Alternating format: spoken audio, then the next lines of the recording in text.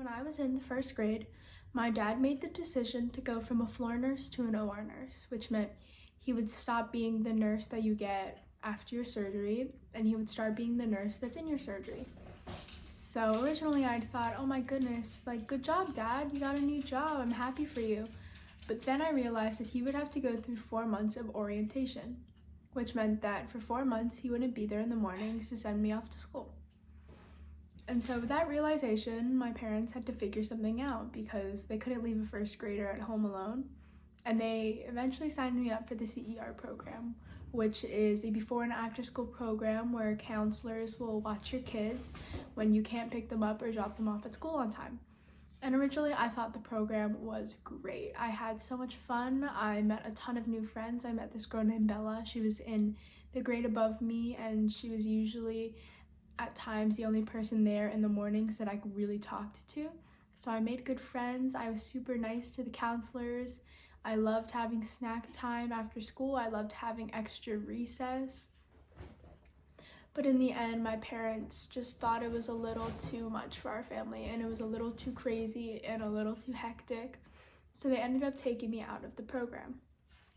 At first I was upset, but I've always been a really understanding kid, and I've always just kind of gone with the flow, so I thought, that's okay, I still get to see them.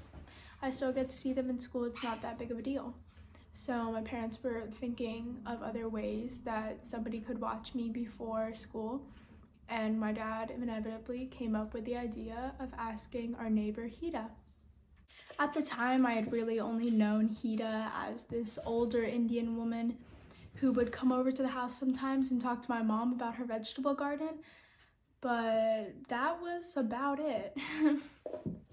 So the first morning that my dad dropped me off at her house, I stepped inside. She greeted me at the door and she said, "Take off your shoes." And I was like, okay. And she brought me over to her television set and she just said, "Sit down and watch TV until it's time for you to go to school." And like any other kid, I thought that was amazing. I was like, oh my gosh, all I have to do is sit and watch TV until I have to go to school. I get to watch a Disney Channel. I get to watch all my favorite shows. But in reality, her TV set was about this thick. Like, it was one of those really thick TVs. Like, I had never really seen one before. And I thought, is this a TV? And so I couldn't quite figure out how to flip through the channel. Growing up, I never really thought much of Lucille and Desi's relationship. I grew up in an incredibly diverse community in which I thought it was normal to see an interracial couple. And I grew up in an ethnic household. I grew up with Filipino culture, and so I didn't really think much of it. But as I started to grow older, I started looking into it more. And when I was in around 6th grade, I realized the time and setting in which I Love Lucy was shot. It was shot in the 50s when interracial couples weren't really a thing. They had been unheard of on television. Nobody had really done it before, and I started to realize how monumental of a step Lucille and Desi really did take. Looking further into it, I learned that they're actually the co-creators of the show I Love Lucy. They went around and they pitched their idea to hundreds of directors and producers until somebody finally took their out-of-this-world idea. Since then, the industry has changed so much. Back in the 50s, at the height of Lucille's career, television was still black and white. But in reality, it was just white. Every director, every producer, every cast, every crew, you could expect 100% white cast and crew, 100% white male directors and producers, and that is so unlike today's industry where you can see all types of diversity. There have been women directors and producers, women cast, black producers and directors, black cast, all types of people of color being represented in the media. And that's all due to this contribution by Lucille and Desi. Oh, Tom, I'm so Lucy. glad you How could are come you? here. Nice to see you. Hi, Ethel. Hi, Luann. Sorry we're late, but Eve had to do a fashion show. Oh, that's quite all right. Oh, Eve Whitney, this is Lucy Ricardo. How do you do? Oh, how do you do, dear? This is Mrs. Mertz. Hello. How do you do? Mrs. Hall. Hi. How do you do? There's Ethel, Luann, and Eve. May I have your wrap? Oh, my, that certainly is beautiful. Thank you very much. Where are the fellas? Oh, they're out in the kitchen as usual. You couldn't pry them out of there with a crowbar. Come on in, Eve. I'll introduce you. That guy in his prime could have been any one of those guys. Hi, fellas. Oh, hello, Tom. Hi. I'd like you to meet Eve Whitney. This is Ricky Ricardo. How do you do? How you do? And Fred Mertz. How do you do? How do you do? Bill Hall. How do you do? How do you do? Well, I won't bother you, gentlemen. Why don't you just ask him? Because if I ask him, then it's like I really want to know. Maybe he's, mixed. Is that the right word? I really don't think we're supposed to be talking about this. Coffee? Sure. Are you black? Or should I bring some cream? I'm black. Oh, you know what? Bring a little cream. Look at that. Did you hear that? What? God, there are still people who have trouble with an interracial couple. Interracial? Us? Isn't that unbelievable? Yes. It's awful. They're upset because we're an interracial couple. That is racism. Everybody, this is Frank. Frank, this is everybody. Gee, when Janice described him, she didn't mention that he was tall. Not that I have any problem with people who are tall. My cousin used to date a girl who was tall. And so I think you can really see the impact that they made on society. Speaking of celebrities' impact on society, it's been proven so many times that products that have been endorsed by adored celebrities, people that the public admires, get a bigger following. And I think that holds true in Lucille's case. She tried to normalize interracial couples. She introduced it and didn't make it seem like it was taboo or like it was weird. And the public started to accept it. The entertainment industry has made strides in increasing their diversity and integrating other cultures. And it really is starting to show. Celebrity product endorsement is really, really common in today's media, and a lot of people draw a line between a celebrity and a product they've endorsed. And people usually assume that that product is good because, oh, if my favorite celebrity likes it, then I'm gonna like it because they wouldn't support it if it wasn't a good cause.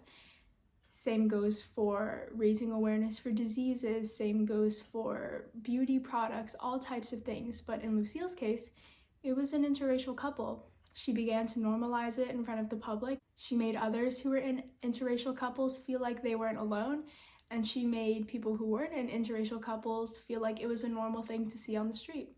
I want you to think about your favorite television show. Got it? Good. Think about the cast and the crew. Are they all white? Look up your directors and producers. Are they all white? The answer is most likely going to be no. I can probably tell you why. Because times have changed since then, and Lucille and Desi got that ball rolling. They're finally getting the representation that they deserve. I think that white people who have ruled the entertainment industry for so long are starting to see this issue and step aside and letting others have the limelight, which is beautiful. It's so amazing to see your favorite creators supporting others when they know that they have that privilege of being that well off and they want to share their life. All this praise of the industry isn't to say that this whole thing isn't still an issue, because it 100% is. If you go back to 2016, you might remember a movement called #OscarsSoWhite. And by the hashtag, I'm pretty sure you can assume what it was about. It was about people of color realizing that they don't get the representation that they deserve in high-end award ceremonies. People realized that Oscar nominees, Oscar winners, Oscar presenters, they were predominantly white. And the community of people of color took an issue with this because it's not like they weren't famous enough or it's not like they didn't have a following. They just weren't represented. This can also tie to the Black Lives Matter movement, which is so prevalent right now. When I took on this research project, it wasn't such a big thing, and I'm glad that it has come to light because it's given me a whole new perspective on this project and a whole new perspective on this issue, because yes, the issue for me is minority representation, but this is what they're talking about. They're talking about equality, which is what Desi and Lucille are fighting for. There's no use fighting that these two issues aren't intertwined, because they 100% are. The Black Lives Matter movement is as important a fight of the minority representation issue. Because of the Black Lives Matter movement, people are calling out, support your Black-owned businesses, support your favorite Black creators. And that's exactly what Lucille and Desi are talking about. They want representation.